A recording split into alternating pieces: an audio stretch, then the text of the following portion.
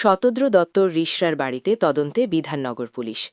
আজ সকালে বিধাননগর দক্ষিণ থানার পুলিশের একটি দল রিশরা বাঙ্গর পার্কে শতদ্রর বাড়িতে আসে।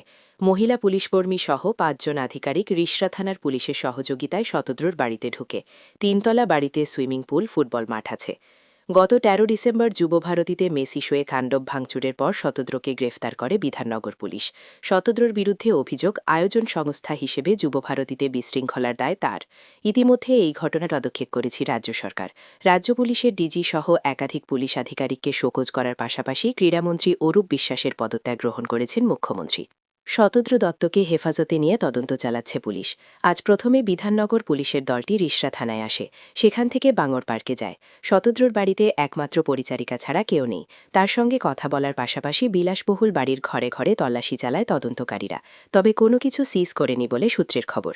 বাড়ি থেকে বেরোনোর সময় পুলিশ আধিকারিক বলেন, তদন্তের বিষয় আছে, তাই এখন কিছু বলা যাচ্ছে না। মেসি শোয়ে কালো টাকা ব্যবহার হয়ে থাকতে পারে সন্দেহ।